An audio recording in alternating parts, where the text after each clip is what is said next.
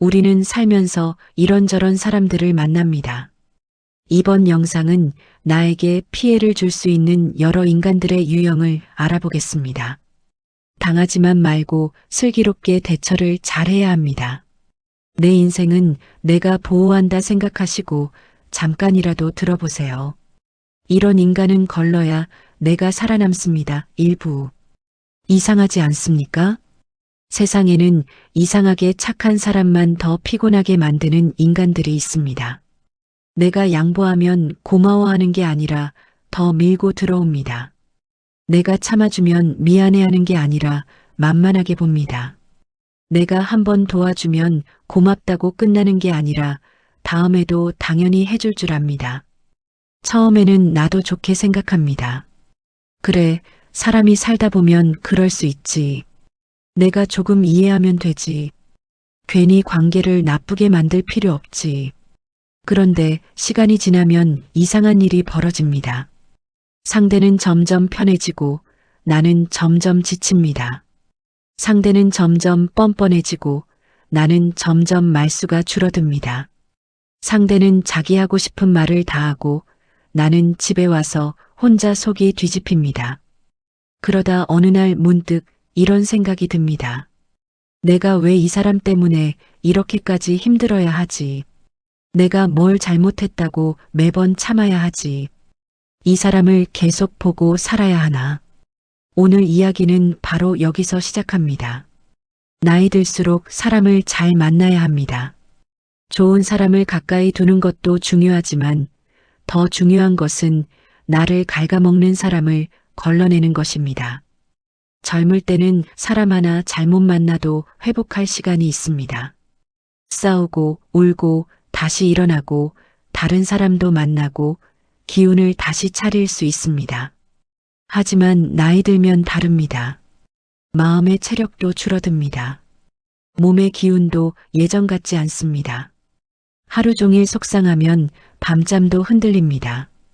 누가 한 말 한마디가 며칠씩 머릿속에서 떠나지 않습니다. 만나고 온 뒤에 밥맛이 떨어지고 가슴이 답답하고 괜히 내가 초라해집니다. 그러면 그건 그냥 불편한 사람이 아닙니다. 내 노후를 갉아먹는 사람입니다. 오늘은 이런 인간은 걸러야 내가 살아남는다는 주제로 이야기해 보겠습니다. 말이 조금 세게 들릴 수 있습니다. 하지만 나이 들어서는 조금 세게 말해야 알아듣는 순간도 있습니다. 사람을 미워하자는 이야기가 아닙니다. 함부로 싸우자는 이야기도 아닙니다. 다만 내 마음을 망가뜨리는 사람에게 더 이상 내 시간을 공짜로 내주지 말자는 이야기입니다. 오늘 일부에서는 걸러야 할 사람 5가지 중 먼저 3가지를 이야기하겠습니다. 듣다 보면 속에서 이런 말이 나올 수 있습니다. 맞아, 저런 사람 꼭 있지. 내가 그래서 힘들었구나. 이제는 좀 거리 둬야겠다. 우리 동네에 72세 김정혜 씨가 있었습니다. 정혜 씨는 성격이 아주 모난 사람은 아니었습니다. 누가 부탁하면 웬만하면 들어주고 모임에서도 싫은 소리 잘 안 하고 남이 힘들다 하면 같이 마음 써주는 사람이었습니다. 젊을 때부터 그랬습니다. 동네 사람들은 정혜 씨를 보고 이렇게 말했습니다. 정희 언니는 참 사람이 좋아. 정희 씨는 부탁하면 거절을 잘 안 해. 정희 씨는 마음이 약해서 탈이야. 처음에는 그 말이 칭찬처럼 들렸습니다. 사람 좋다는 말이 나쁜 말은 아니니까요. 그런데 나이가 들수록 그 말이 이상하게 무겁게 느껴졌습니다. 사람 좋다는 말 뒤에는 자꾸 부탁이 따라왔습니다. 정희 씨, 이것 좀 같이 해줘. 정희 언니, 나 대신 이것 좀 말해줘. 언니는 시간 많잖아. 언니는 마음이 좋으니까 이해하지? 처음 한두 번은 괜찮았습니다. 하지만 계속되니 정희 씨가 지치기 시작했습니다. 특히 동네 모임에 박말자라는 사람이 있었습니다. 말자 씨는 입이 빠르고 말이 세고 자기 중심이 강한 사람이었습니다. 처음에는 정희 씨에게 참 살갑게 굴었습니다. 언니, 나는 언니가 제일 편해. 언니는 참 따뜻해. 언니밖에 없어. 이 말을 들으면 정희 씨도 마음이 약해졌습니다. 그런데 조금 지나자 말자 씨는 정희 씨를 자기 편한 대로 부리기 시작했습니다. 모임 회비 걷는 일도 정희 씨에게 밀었습니다. 누가 자기 욕을 한 것 같으면 정희 씨에게 대신 물어보라고 했습니다. 자기 기분 나쁜 일을 정희 씨에게 하루 종일 풀어놓았습니다. 그러다가 정희 씨가 조금만 피곤한 티를 내면 이렇게 말했습니다. 언니도 변했네. 예전에는 안 그랬는데. 사람이 나이 들면 다 자기밖에 모른다더니. 이 말에 정희 씨는 속이 뒤집혔습니다. 도와줄 만큼 도와줬는데 돌아오는 말이 고마움이 아니라 서운함이었습니다. 그날 정희 씨는 집에 와서 혼자 중얼거렸습니다. 내가 왜 이 인간 비위를 맞추고 있지? 바로 이런 사람이 첫 번째로 걸러야 할 사람입니다. 내 친절을 권리로 착각하는 사람입니다. 이런 사람은 처음에는 고맙다고 합니다. 처음에는 미안하다고 합니다. 처음에는 이번 한 번만이라고 합니다. 그런데 한 번 도와주면 다음에는 당연해집니다. 두 번 도와주면 내일이 됩니다. 세 번 도와주면 안 해줬을 때 내가 나쁜 사람이 됩니다. 정말 기가 막힌 일입니다. 내가 호의로 해준 일을 자기 권리처럼 받아들입니다. 내가 시간을 내준 것을 당연하게 생각합니다. 내가 마음을 써준 것을 가볍게 여깁니다. 그러다 내가 거절하면 오히려 서운해합니다. 그 정도도 못해줘? 너무 야박한 거 아니야? 우리 사이에 이럴 수 있어? 이 말이 나오면 정신을 바짝 차려야 합니다. 우리 사이라는 말로 내 마음을 뜯어먹는 사람이 있습니다. 친하다는 이유로 내 시간을 가져갑니다. 정이라는 이유로 내 돈을 흔듭니다. 오래 알았다는 이유로 내 거절을 무시합니다. 나이 들어 이런 사람에게 끌려다니면 정말 피곤해집니다. 젊을 때는 그래도 버틸 수 있습니다. 하지만 노년에는 마음 에너지가 귀합니다. 하루에 쓸 수 있는 기운이 정해져 있습니다. 아침에 일어나 밥 먹고 병원 가고 집안일하고 몸 챙기고 마음 붙잡기도 바쁩니다. 그런데 남의 감정 쓰레기통까지 해주면 내 하루가 나만하지 않습니다. 정희 씨도 처음에는 말자 씨를 이해하려 했습니다. 저 사람도 외로워서 저러겠지. 속이 힘들어서 나한테 말하는 거겠지. 내가 조금 받아주면 되겠지. 하지만 어느 날 옆집 친구 75세 순덕 씨가 말했습니다. 정희야, 외로운 사람하고 뻔뻔한 사람은 달라. 정희 씨가 물었습니다. 어떻게 다른데? 순덕 씨가 말했습니다. 외로운 사람은 내가 들어주면 고마워해. 뻔뻔한 사람은 내가 들어주면 더 가져가고. 이 말이 아주 정확합니다. 힘든 사람을 도와줄 수는 있습니다. 외로운 사람의 이야기를 들어줄 수는 있습니다. 하지만 계속 내 마음을 빨아들이는 사람은 조심해야 합니다. 내가 들어준 뒤 그 사람이 조금이라도 고마워하는지 보십시오. 내 상황도 배려하는지 보십시오. 내가 피곤하다고 하면 멈출 줄 아는지 보십시오. 내가 안 된다고 하면 받아들일 줄 아는지 보십시오. 여기서 드러납니다. 좋은 사람은 내가 거절해도 관계를 무기로 쓰지 않습니다. 반대로 걸러야 할 사람은 내가 거절하는 순간 본색이 나옵니다. 그래, 힘들면 다음에 하자. 이렇게 말하는 사람은 괜찮습니다. 하지만 너 변했다.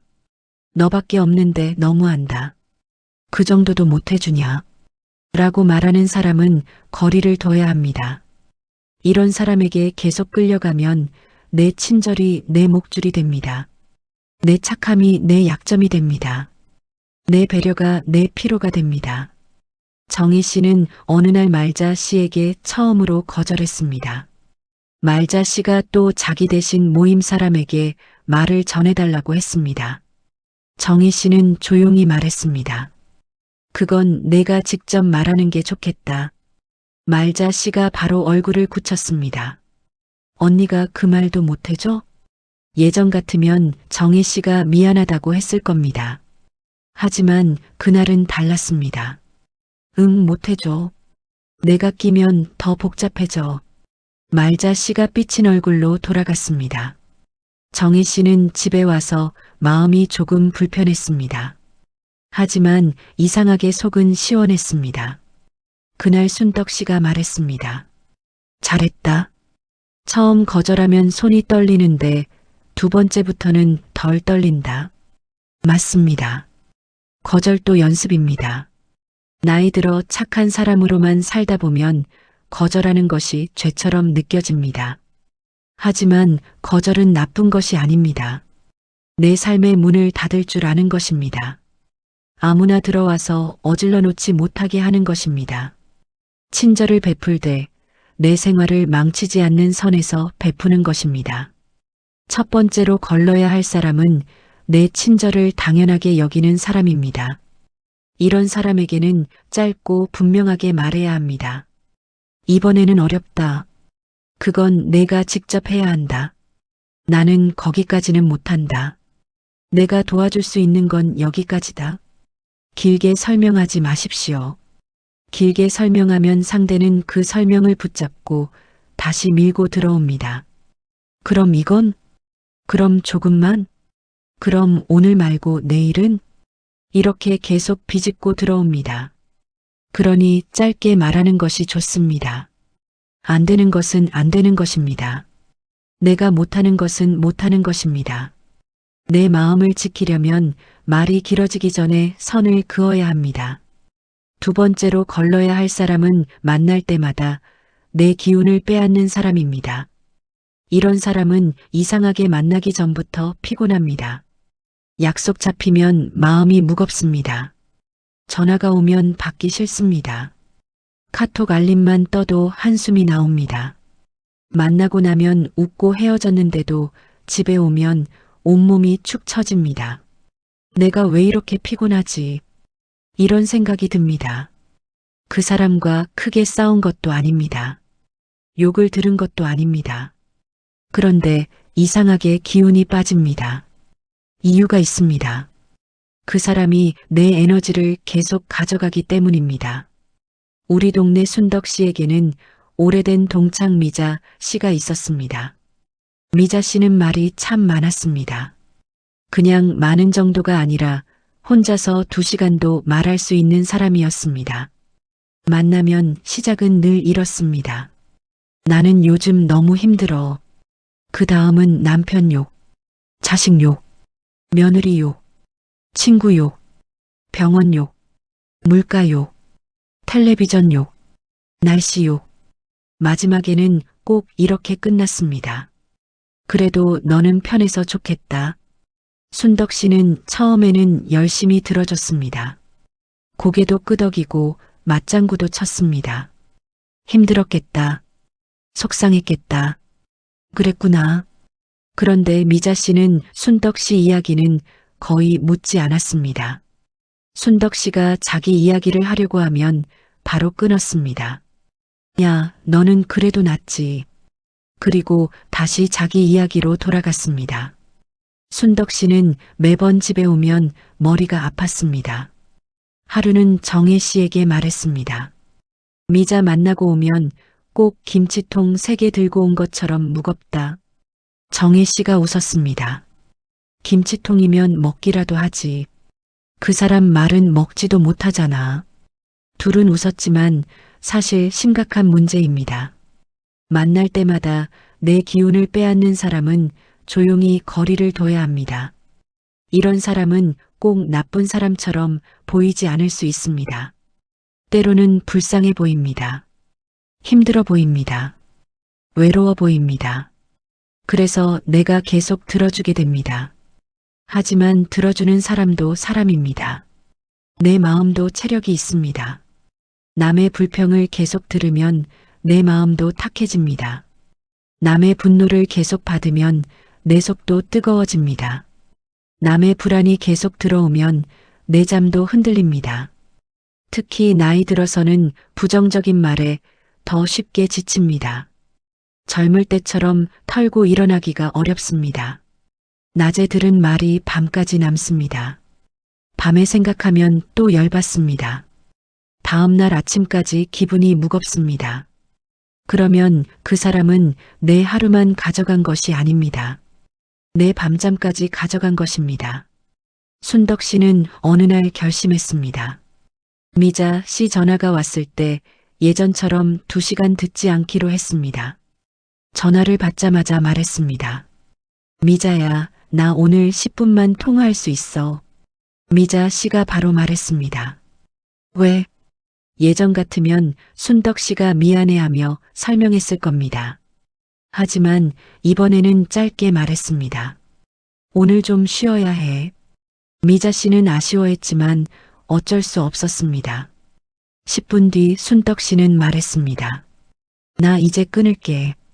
미자 씨가 말했습니다. 내가 아직 말 다 못했는데. 순덕 씨가 대답했습니다. 응, 다음에 하자. 전화를 끊고 나니 손이 조금 떨렸습니다. 하지만 이상하게 세상이 무너지지 않았습니다. 미자 씨가 집 앞에 찾아와 문을 두드린 것도 아니었습니다. 하늘이 갈라진 것도 아니었습니다. 그냥 통화가 끝났을 뿐입니다. 이렇게 해야 합니다. 기운을 빼앗는 사람에게는 시간을 정해야 합니다. 통화 시간을 정하십시오. 만나는 횟수를 줄이십시오. 만나더라도 오래 앉아있지 마십시오. 불평이 계속되면 화제를 바꾸십시오. 그래도 안 되면 자리를 줄이십시오. 이런 사람에게 무작정 마음을 열어두면 내 하루가 새어나갑니다. 특히 계속 불평만 하는 사람은 조심해야 합니다. 물론 누구나 힘든 이야기를 할 수 있습니다. 친구끼리 속상한 말도 할 수 있습니다. 하지만 매번 불평만 하고 아무것도 바꾸려 하지 않고 듣는 사람을 배려하지 않으면 문제인이다. 그 사람은 대화를 하는 것이 아니라 감정을 버리는 것입니다. 내가 그 쓰레기통이 될 필요는 없습니다. 순덕 씨는 미자 씨를 완전히 끊지는 않았습니다. 하지만 거리를 뒀습니다. 전화는 짧게 했고 만남도 한 달에 한 번 이하로 줄였습니다. 신기하게도 몸이 덜 피곤했습니다. 머리도 덜 아팠습니다. 순덕 씨는 정혜 씨에게 말했습니다. 내가 미자를 미워한 게 아니라 나를 좀 살린 거였네. 맞습니다. 거리를 두는 것은 미워하는 것이 아닙니다. 나를 살리는 것입니다. 두 번째로 걸러야 할 사람은 만날 때마다 내 기운을 빼앗는 사람입니다. 그 사람이 가족일 수도 있습니다. 친구일 수도 있습니다. 이웃일 수도 있습니다. 모임 사람일 수도 있습니다. 중요한 것은 관계의 이름이 아닙니다. 그 사람을 만나고 난 뒤 내 마음이 어떤가입니다. 만나고 나면 편안한가? 만나고 나면 자꾸 나를 탓하게 되는가? 만나고 나면 화가 쌓이는가? 만나고 나면 밤에 그 말이 계속 떠오르는가? 이것을 보십시오. 몸이 음식에 체하듯이 마음도 사람에게 체합니다.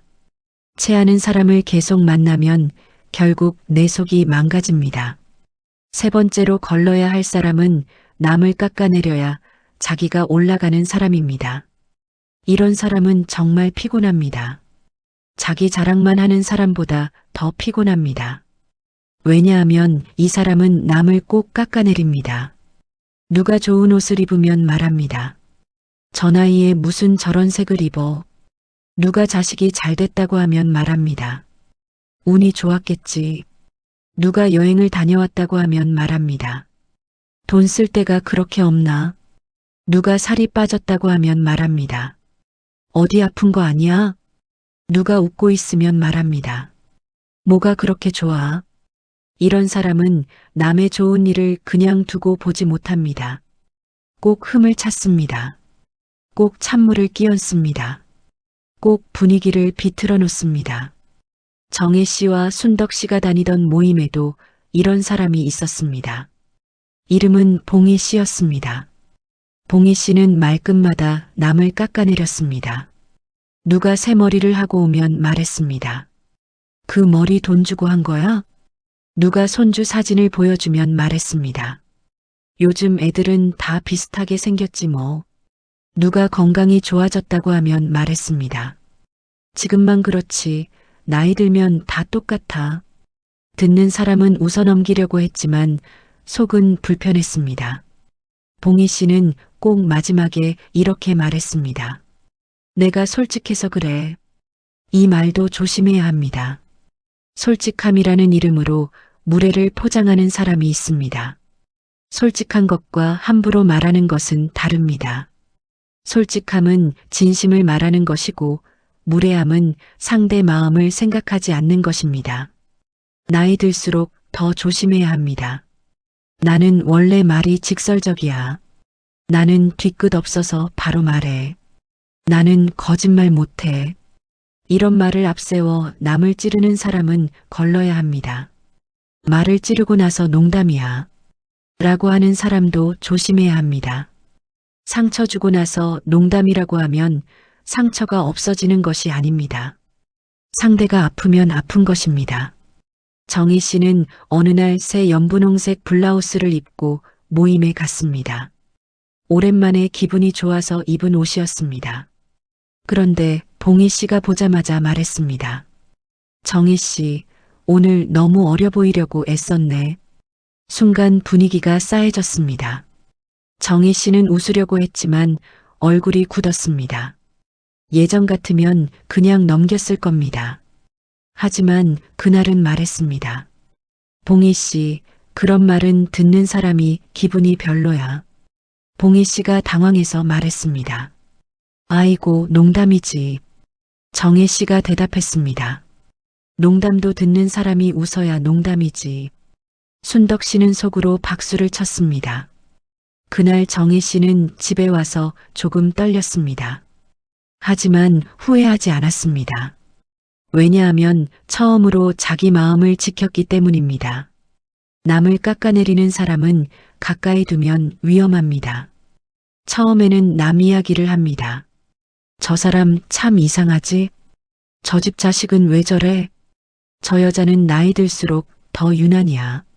처음에는 나에게만 속 이야기를 하는 것 같아 친근하게 느껴질 수 있습니다. 하지만 잘 보십시오. 남을 쉽게 깎아내리는 사람은 언젠가 나도 깎아내립니다.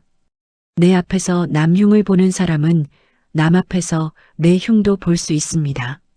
남의 약점을 재미로 말하는 사람은 내 약점도 재미로 말할 수 있습니다. 그러니 이런 사람과는 깊이 엮이지 않는 것이 좋습니다. 대화가 남 흉으로 흘러가면 같이 맞장구 치지 마십시오. 괜히 끼어들어 웃어주지 마십시오. 남을 깎아내리는 이야기에 내가 웃어주면 그 사람은 더 신이 납니다. 그러다 나도 같은 무리에 들어갑니다.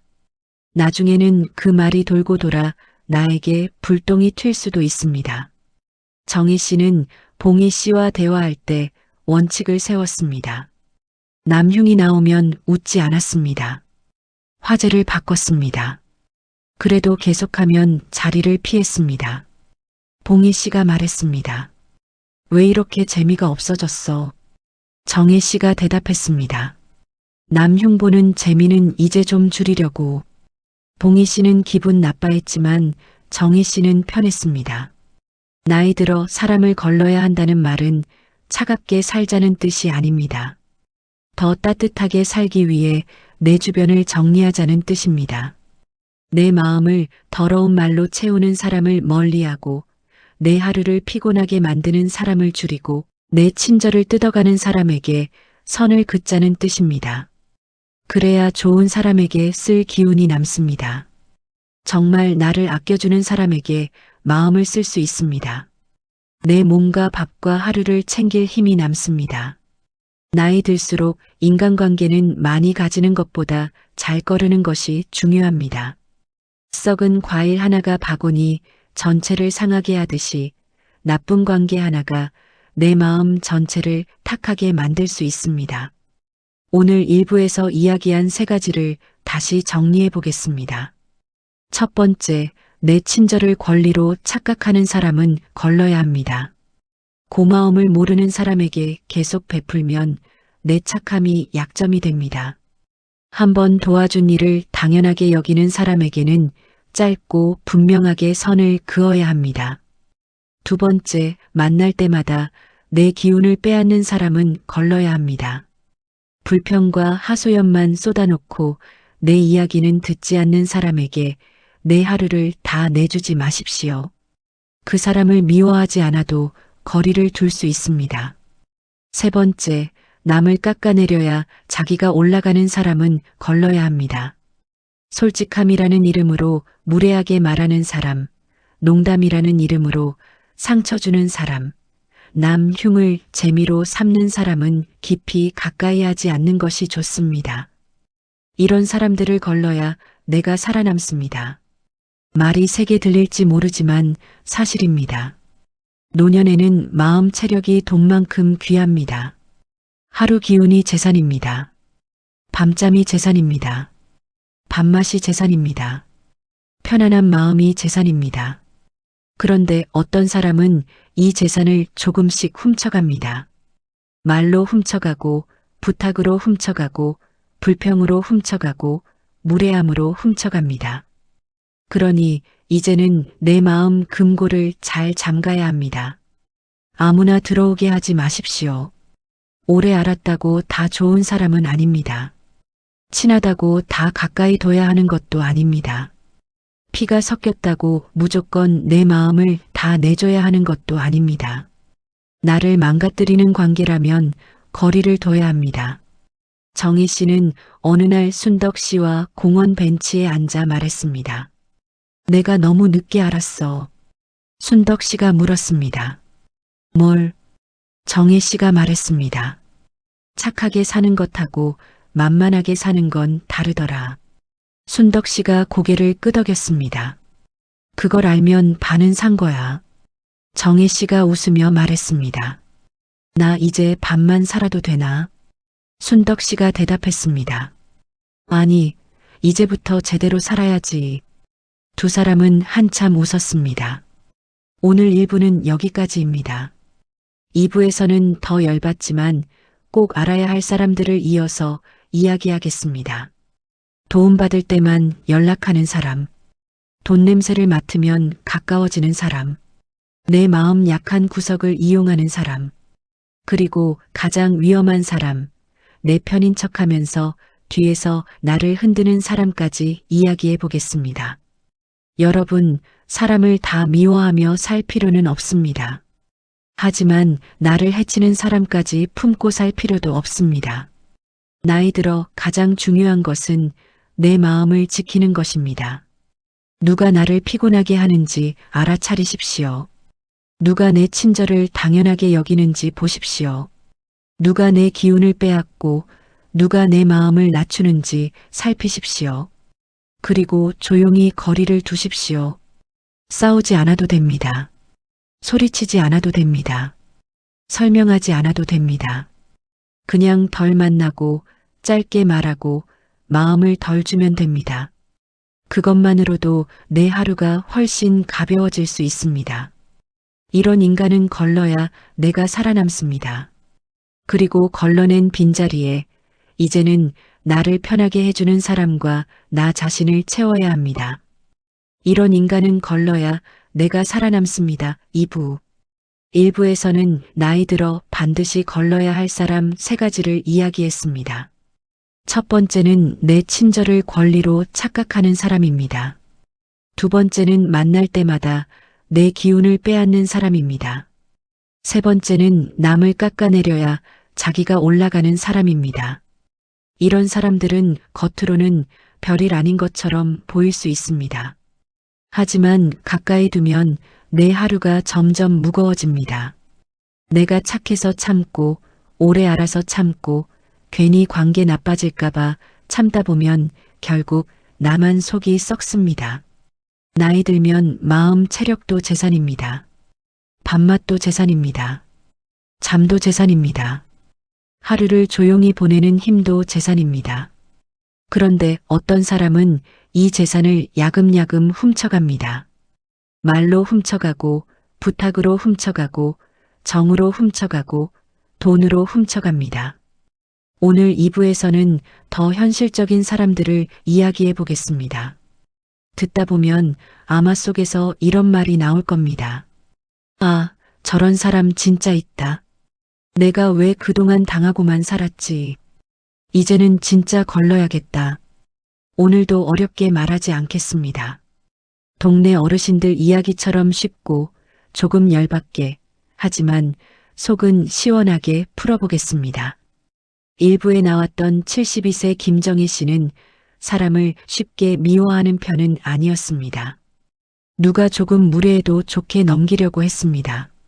누가 부탁해도 웬만하면 들어주려고 했습니다. 그런데 나이가 들면서 정희 씨도 알게 됐습니다. 모든 사람을 이해하려고 하면 결국 내가 병난다는 것을 말입니다. 나를 힘들게 하는 사람을 계속 품고 있으면 그 사람은 고마워하지 않습니다. 오히려 내가 더 약해지는 것을 봅니다. 그리고 더 깊이 파고듭니다. 정희 씨의 친구 순덕 씨가 어느 날 이렇게 말했습니다. 정희야, 사람은 착한 사람을 보면 고마워하는 사람도 있지만 뜯어먹을 때 찾는 사람도 있어. 정희 씨가 한숨을 쉬며 말했습니다. 그 말이 너무 무섭다. 순덕 씨가 대답했습니다. 무섭지. 근데 모르고 당하는 게 더 무서워. 맞습니다. 사람을 의심하며 살 필요는 없습니다. 하지만 눈을 감고 살 필요도 없습니다. 특히 나이 들어서는 더 그렇습니다. 네 번째로 걸러야 할 사람은 필요할 때만 연락하는 사람입니다. 이런 사람은 평소에는 조용합니다. 내 생일도 모릅니다. 내가 아픈지도 모릅니다. 내가 무슨 걱정을 하는지도 관심 없습니다. 그런데 이상하게 자기에게 필요한 일이 생기면 귀신같이 연락합니다. 언니, 잘 지냈어? 요즘 어떻게 지내? 문득 생각나서 전화했어. 처음에는 반갑습니다. 오랜만에 연락이 오니 기분이 나쁘지 않습니다. 그런데 5분도 안 돼서 본론이 나옵니다. 그런데 말이야. 이 말이 나오면 마음의 안전벨트를 매야 합니다. 그 뒤에는 거의 부탁이 나옵니다. 돈 부탁, 일 부탁, 소개 부탁, 대신 말해달라는 부탁, 어디같이 가달라는 부탁, 자기 편 좀 들어달라는 부탁. 정희 씨에게도 이런 사람이 있었습니다. 이름은 경자 씨였습니다. 경자 씨는 평소에는 연락이 거의 없었습니다. 하지만 무슨 일이 생기면 꼭 정희 씨를 찾았습니다. 병원 갈 때 보호자가 필요하면 전화했습니다. 모임에서 자기 편이 필요하면 전화했습니다. 돈이 급하다며 작은 돈을 빌려달라고도 했습니다. 처음에는 정희 씨도 도와줬습니다. 그래, 사람이 급하면 그럴 수 있지. 그런데 이상했습니다. 도움이 끝나면 경자 씨도 사라졌습니다. 고맙다는 말도 잠깐이었습니다. 다음 연락은 또 부탁이 있을 때였습니다. 어느 날 경자 씨가 또 전화했습니다. 언니, 나야.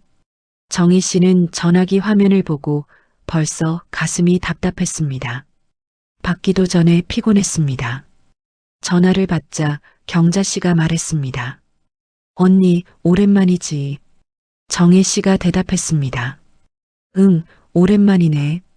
경자 씨가 바로 말했습니다. 내가 부탁 하나만 해도 돼? 정희 씨는 속으로 생각했습니다. 역시나 이런 사람의 특징은 분명합니다. 내 안부보다 자기 일이 먼저입니다. 내 형편보다 자기 급함이 먼저입니다. 내가 힘든지는 묻지도 않고 자기 부탁부터 꺼냅니다. 그리고 내가 거절하면 서운해합니다. 언니까지 이럴 줄 몰랐다. 내가 얼마나 급하면 연락했겠어. 오래 아는 사이에 너무한다. 이런 말로 내 죄책감을 건드립니다. 필요할 때만 연락하는 사람은 관계를 소중히 여기는 것이 아닙니다. 나를 이용 가능한 사람 목록에 넣어둔 것입니다. 말이 세게 들리지만 사실입니다. 그 사람 휴대폰 속에서 나는 친구가 아니라 비상용 도구일 수 있습니다.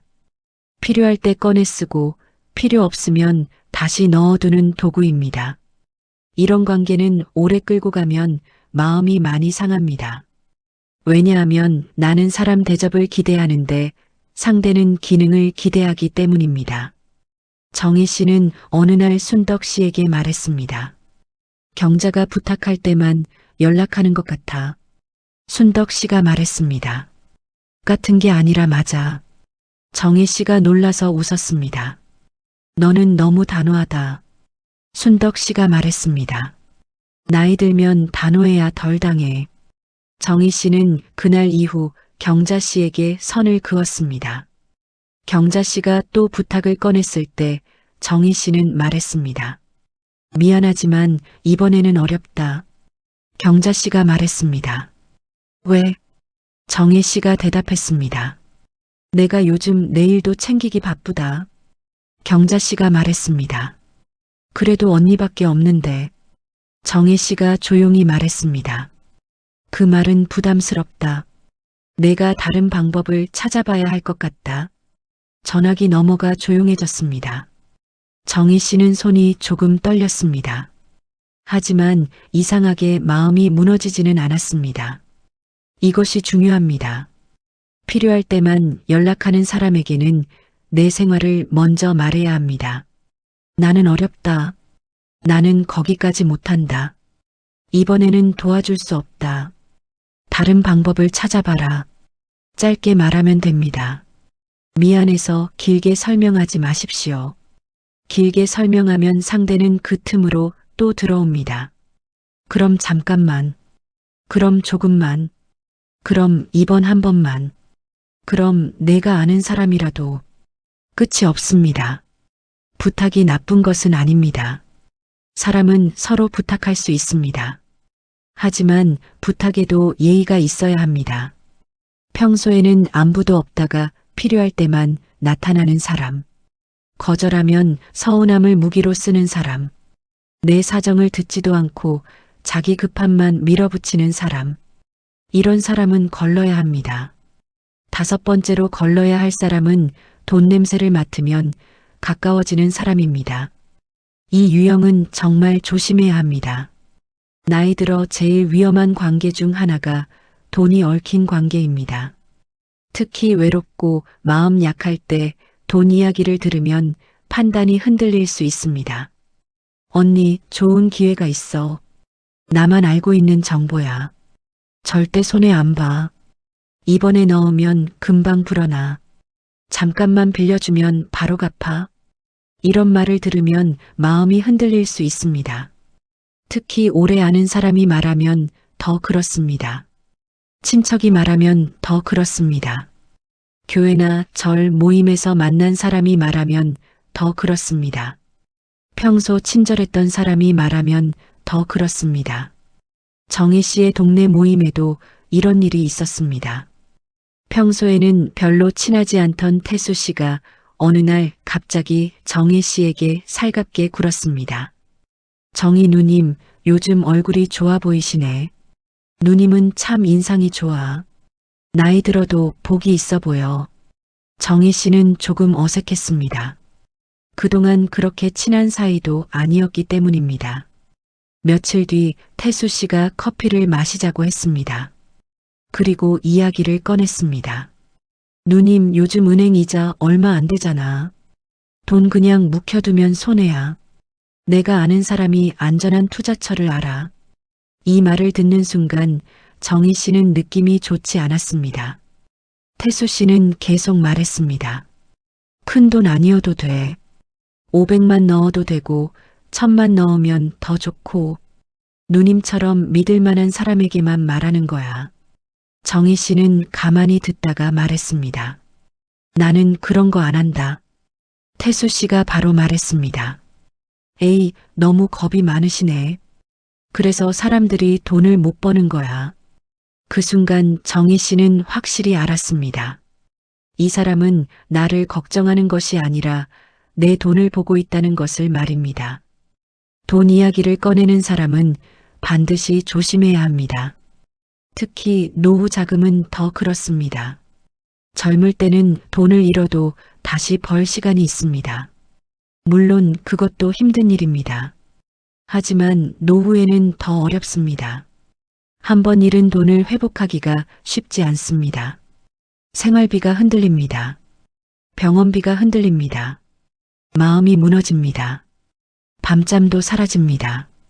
그러니 노후에는 돈을 불리는 것보다 지키는 것이 먼저입니다. 누가 아무리 좋은 기회라고 해도 내 생활비를 흔드는 돈은 건드리면 안 됩니다.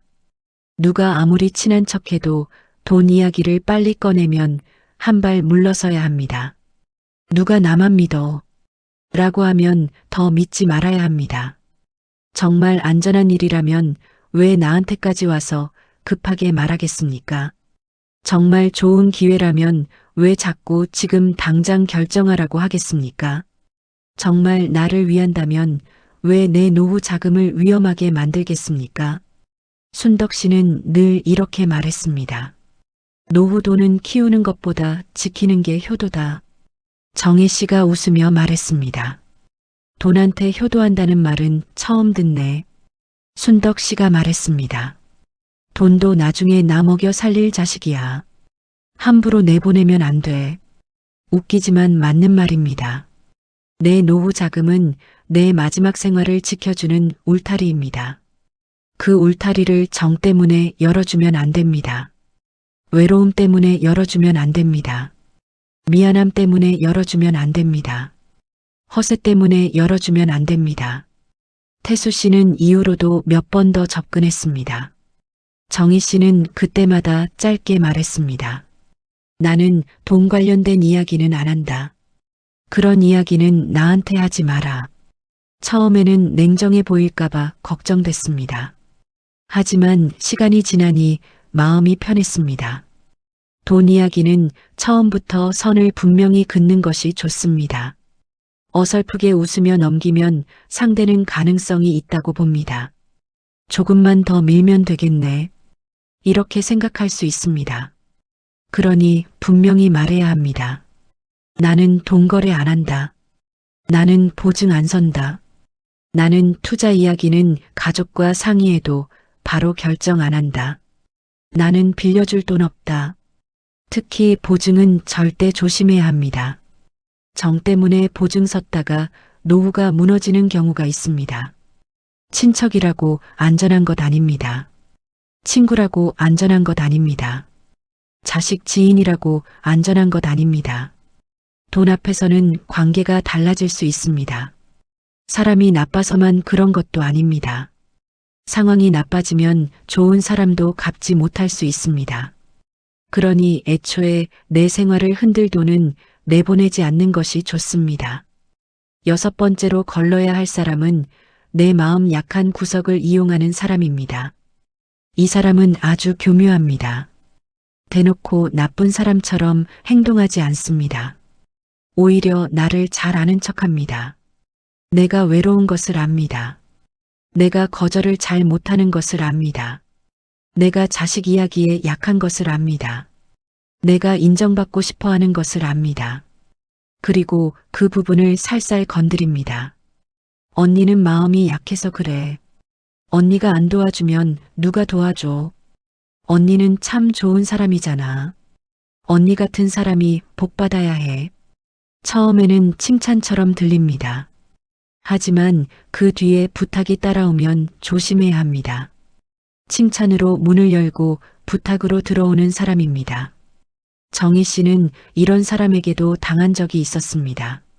모임에서 알게 된 혜란 씨라는 사람이 있었습니다. 혜란 씨는 정희 씨에게 늘 다정하게 말했습니다. 언니는 참 따뜻해. 언니랑 있으면 엄마 같아. 정희 씨는 그 말이 싫지 않았습니다. 자식들도 바쁘고 누군가에게 필요한 사람처럼 느껴지는 것이 좋았습니다.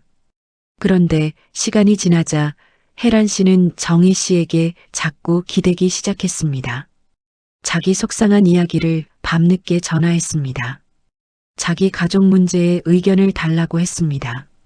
자기 편을 들어달라고 했습니다. 심지어 자기 며느리에게 보낼 문자까지 대신 봐달라고 했습니다. 정희 씨가 힘들다고 하면 혜란 씨는 말했습니다. 언니밖에 말할 사람이 없어. 이 말에 정희 씨는 끊지 못했습니다. 언니밖에 없다는 말이 마음을 붙잡았습니다. 하지만 순덕 씨가 그 이야기를 듣고 딱 잘라 말했습니다. 그 말이 제일 무서운 말이야. 정희 씨가 물었습니다. 왜? 순덕 씨가 말했습니다. 언니밖에 없다는 말로 너를 묶어두는 거잖아. 정희 씨는 그제야 깨달았습니다. 내가 필요한 사람이 된 것이 아니라 빠져나가기 어려운 사람이 된 것입니다. 마음 약한 사람은 이런 말에 잘 걸립니다. 너밖에 없어. 내가 제일 편해. 너는 이해해 줄 줄 알았어. 내가 안 해주면 나는 어떡해. 이 말들은 듣는 사람의 죄책감을 건드립니다. 하지만 잘 생각해 봐야 합니다. 정말 나를 아끼는 사람은 나를 숨막히게 하지 않습니다. 정말 나를 소중히 여기는 사람은 내 휴식도 존중합니다. 정말 나를 믿는 사람은 내가 거절했다고 나를 나쁜 사람으로 만들지 않습니다. 내 마음 약한 구석을 이용하는 사람은 내가 힘든 것보다 자기 필요가 먼저입니다. 그 사람은 내가 지쳐가는 것을 보면서도 멈추지 않습니다. 조금만 더, 이번만 더, 너 아니면 안 돼. 이렇게 계속 밀고 들어옵니다. 그러면 어느 순간 내 삶이 그 사람 문제로 가득 찹니다. 내 밥상에서도 그 사람 생각, 잠자리에서도 그 사람 걱정, 아침에 일어나도 그 사람 연락이 올까봐 불안합니다. 이건 관계가 아닙니다. 감정 노동입니다. 정희 씨는 결국 혜란 씨에게 말했습니다. 혜란아, 나는 내 이야기를 다 받아줄 힘이 없다. 혜란 씨가 놀라서 말했습니다. 언니도 나를 버리는구나. 예전 같으면 정희 씨가 무너졌을 겁니다. 하지만 이번에는 조용히 말했습니다. 내가 너를 버리는 게 아니라 나도 나를 챙겨야 한다. 혜란 씨는 서운해했지만 정희 씨는 더 이상 끌려가지 않았습니다. 이 말이 중요합니다. 나도 나를 챙겨야 합니다. 남의 사정이 아무리 딱해도 내 삶을 다 내줄 수는 없습니다. 나이가 들수록 내 마음의 방은 넓지 않습니다. 그 작은 방에 아무나 들이면 내가 쉴 자리가 없어집니다. 마음 약한 사람일수록 문을 잠그는 연습을 해야 합니다. 차갑게 살라는 뜻이 아닙니다. 내가 무너지지 않을 만큼만 따뜻하라는 뜻입니다. 7번째로 걸러야 할 사람은 내 편인 척하면서 뒤에서 나를 흔드는 사람입니다. 이 사람이 제일 위험할 수 있습니다.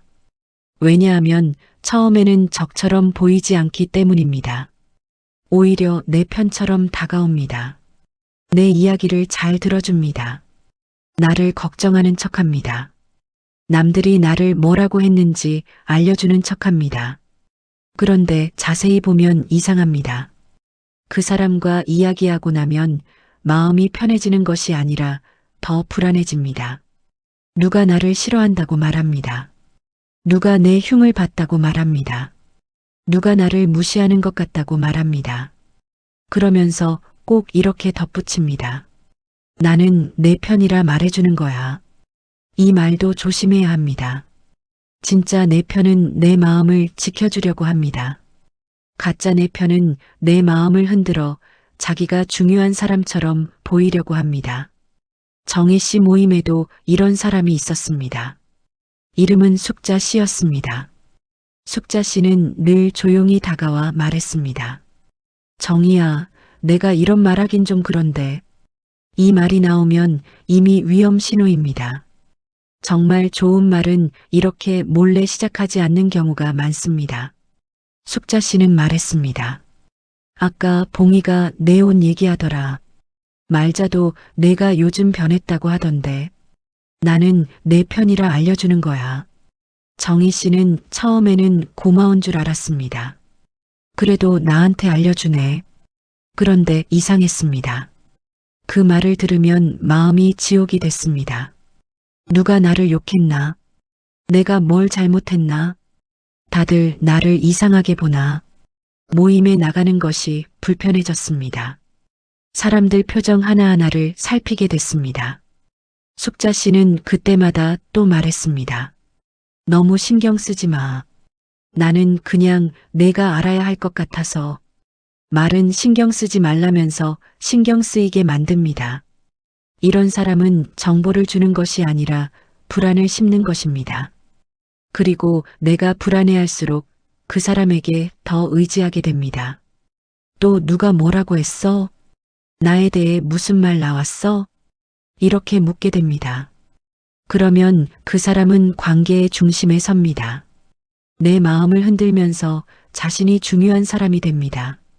순덕 씨는 숙자 씨 이야기를 듣고 말했습니다. 그 사람은 내 편이 아니라 소식통 놀이하는 거야. 정혜 씨가 말했습니다. 그래도 나쁜 뜻은 아닐 수도 있잖아. 순덕 씨가 대답했습니다. 나쁜 뜻이 없어도 결과가 나쁘면 조심해야지. 정말 맞는 말입니다. 상대가 일부러 악의를 가진 것이 아닐 수도 있습니다. 하지만 그 사람 말을 듣고 매번 마음이 흔들린다면 거리를 둬야 합니다. 내 편이라는 사람이 나를 더 불안하게 만든다면 그건 좋은 편이 아닙니다. 진짜 내 편은 필요 없는 말로 내 마음을 지저분하게 만들지 않습니다. 정말 알아야 할 일이라면 차분히 말해줍니다. 그리고 해결 방법도 같이 생각해 줍니다. 하지만 가짜 내 편은 흉만 전달합니다. 불안만 키웁니다. 사람 사이를 갈라놓습니다. 뒤에서 들은 말을 앞에 와서 옮기는 사람은 언젠가 내 말도 뒤로 옮깁니다. 남의 말을 내게 가져오는 사람은 내 말도 남에게 가져갈 수 있습니다. 그러니 이런 사람 앞에서는 말을 줄여야 합니다. 속 이야기를 하지 마십시오. 내 약점을 말하지 마십시오. 남에 대한 불만을 털어놓지 마십시오. 나중에 그 말이 돌고 돌아 내 목을 조를 수 있습니다. 정혜 씨는 숙자 씨에게 더 이상 묻지 않기로 했습니다. 숙자 씨가 또 다가와 말했습니다. 정희야, 내가 이런 말하긴 좀 그런데. 정혜 씨가 바로 웃으며 말했습니다. 그러면 하지 마. 숙자 씨가 당황했습니다. 뭐? 정혜 씨가 말했습니다. 나 들으면 마음 불편한 말은 안 듣고 싶어? 숙자 씨는 머쓱해했습니다. 그날 이후 숙자 씨는 정희 씨에게 그런 말을 덜 했습니다. 정희 씨는 마음이 훨씬 편해졌습니다. 모든 말을 다 들을 필요는 없습니다. 내 마음을 흔드는 정보는 정보가 아니라 독일 수 있습니다. 나이 들어서는 귀도 지켜야 합니다. 눈으로 보는 것만 조심할 게 아니라 귀로 들어오는 말도 조심해야 합니다. 어떤 말은 듣는 순간 마음에 가시처럼 박힙니다. 그 가시를 빼느라 며칠이 걸립니다. 그러니 처음부터 안 듣는 것이 낫습니다. 8번째로 걸러야 할 사람은 사과할 줄 모르는 사람입니다. 이것도 아주 중요합니다. 사람은 누구나 실수할 수 있습니다. 말을 잘못할 수 있습니다. 약속을 잊을 수 있습니다. 상대 마음을 몰라줄 수 있습니다. 그 자체가 문제는 아닙니다. 진짜 문제는 잘못하고도 사과하지 않는 사람입니다. 오히려 화를 내는 사람입니다. 그걸 가지고 뭘 그래? 내가 예민한 거 아니야? 나는 그런 뜻 아니었어. 농담도 못해? 이렇게 말하는 사람은 조심해야 합니다. 내가 상처받았다고 말했는데도 내 감정을 인정하지 않습니다. 오히려 나를 예민한 사람으로 만듭니다. 정희 씨는 봉희 씨에게 옷 이야기를 들었을 때 기분이 상했다고 말했습니다. 그런데 봉희 씨는 사과 대신 이렇게 말했습니다. 아이고, 너도 참 예민하다. 그냥 웃자고 한 말인데. 이 말에 정희 씨는 더 상처받았습니다. 말실수보다 더 기분 나쁜 것은 사과 없는 태도입니다. 진짜 괜찮은 사람은 이렇게 말합니다. 내가 말이 지나쳤네. 기분 나빴으면 미안해. 다음에는 조심할게. 이 한마디면 관계가 이어질 수 있습니다. 하지만 끝까지 사과하지 않는 사람은 앞으로도 같은 일을 반복할 가능성이 큽니다. 왜냐하면 자기 잘못을 볼 생각이 없기 때문입니다. 사과할 줄 모르는 사람은 늘 핑계를 찾습니다. 내가 피곤해서 그랬다. 내가 오해한 것이다. 분위기가 그래서 그랬다. 다들 그렇게 말한다. 너만 왜 그러냐? 이런 사람과 오래 지내면 내가 자꾸 나를 의심하게 됩니다. 내가 예민한가? 내가 속이 좁은가? 내가 너무 따지는 건가? 그러다 결국 내 감정을 내가 믿지 못하게 됩니다. 이것이 위험합니다. 내가 아프면 아픈 것입니다. 내가 불편하면 불편한 것입니다.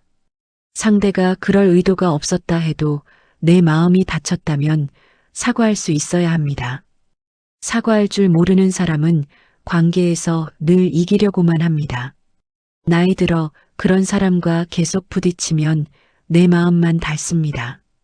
그러니 이런 사람과는 깊이 싸울 필요도 없습니다. 말해도 바뀌지 않는다면 거리를 두면 됩니다. 이 사람은 사과할 사람이 아니구나. 이렇게 인정하는 것도 필요합니다. 기대가 줄어들면 상처도 줄어듭니다.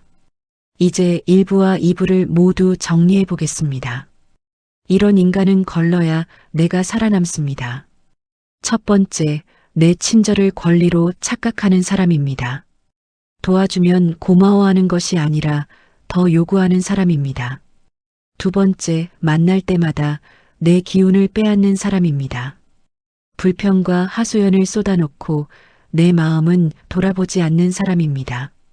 세 번째, 남을 깎아내려야 자기가 올라가는 사람입니다.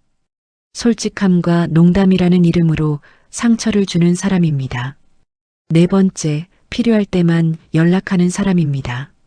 평소에는 없다가 부탁할 일이 생기면 갑자기 친한 척하는 사람입니다. 다섯 번째, 돈 냄새를 맡으면 가까워지는 사람입니다. 투자, 보증, 돈거래로 내 노후를 흔들 수 있는 사람입니다. 여섯 번째, 내 마음 약한 구석을 이용하는 사람입니다. 칭찬과 죄책감으로 나를 묶어두고 자기 필요를 채우는 사람입니다. 일곱 번째, 내 편인 척하면서 뒤에서 나를 흔드는 사람입니다. 남의 말을 옮기며 내 마음을 불안하게 만드는 사람입니다. 여덟 번째, 사과할 줄 모르는 사람입니다. 자기 잘못을 인정하지 않고 오히려 나를 예민한 사람으로 만드는 사람입니다. 이 사람들을 다 미워하라는 뜻이 아닙니다. 다 찾아가서 따지고 싸우라는 뜻도 아닙니다. 그럴 힘도 아깝습니다. 나이 들어서는 싸움도 체력입니다. 괜한 말싸움에 내 하루를 다 쓰면 손해입니다. 걸러낸다는 것은 조용히 거리를 둔다는 뜻입니다. 덜 만나는 것입니다. 덜 말하는 것입니다. 덜 기대하는 것입니다. 덜 설명하는 것입니다. 덜 마음 주는 것입니다. 그 사람에게 내 하루의 중심 자리를 내주지 않는 것입니다. 정희 씨는 시간이 지나면서 사람을 미워하는 대신 거리를 조절하는 법을 배웠습니다. 말자 씨에게는 부탁을 줄였습니다. 미자 씨와는 통화를 짧게 했습니다. 봉희 씨의 무례한 농담에는 웃어주지 않았습니다. 경자 씨의 부탁에는 쉽게 응하지 않았습니다. 태수 씨의 돈 이야기는 처음부터 끊었습니다. 혜란 씨의 감정 의존에는 선을 그었습니다. 숙자 씨의 뒷말은 듣지 않았습니다. 사과할 줄 모르는 사람에게는 더 이상 큰 기대를 하지 않았습니다. 그러자 놀라운 일이 생겼습니다. 사람이 많이 줄어든 것 같았는데 마음은 오히려 넓어졌습니다. 전화는 덜 오는데 하루가 편했습니다. 모임은 줄었는데 밤잠이 나아졌습니다. 누군가에게 필요한 사람은 덜 되었지만 자기 자신에게는 더 좋은 사람이 되었습니다. 순덕 씨가 어느 날 말했습니다. 정희야, 요즘 얼굴이 편해졌다. 정희 씨가 웃으며 대답했습니다. 사람을 좀 걸렀더니 공기가 좋아졌어. 순덕 씨가 크게 웃었습니다. 인간관계도 환기가 필요하다니까. 맞습니다. 인간관계도 환기가 필요합니다. 오래 닫힌 방에 공기가 탁해지듯이 오래 참기만 한 관계도 마음을 탁하게 만듭니다. 문을 조금 열어야 합니다. 필요 없는 사람은 내보내야 합니다. 불편한 말은 밖으로 흘려보내야 합니다. 내 마음이 숨 쉴 공간을 만들어야 합니다. 여러분, 나이 들어 가장 중요한 것은 내 마음을 지키는 것입니다. 돈도 중요하고 건강도 중요하지만 매일 나를 괴롭히는 사람에게 끌려다니면 돈이 있어도 편하지 않습니다. 건강해도 마음이 병납니다. 밥을 먹어도 얹힌 것 같고 잠을 자도 개운하지 않습니다.